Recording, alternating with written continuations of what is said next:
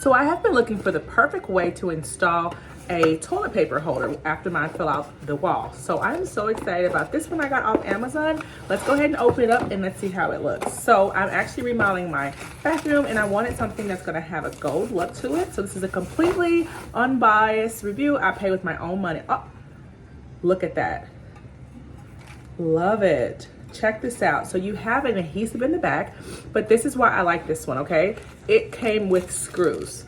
So I'm gonna be able to screw this bad boy in and not just rely on the adhesive. So the other one I bought before, it actually fell off because it wasn't sturdy enough. I have an older home I'm remodeling, so I want it to be really sturdy. And I love the fact that we can put the tissue here, and I'm gonna put wipes up front or even possibly my phone. So take a good look at it. I'm loving it. This is the size of it, okay? So it reminds you of almost like a outlet back, all right? This is my hand, pretty large size.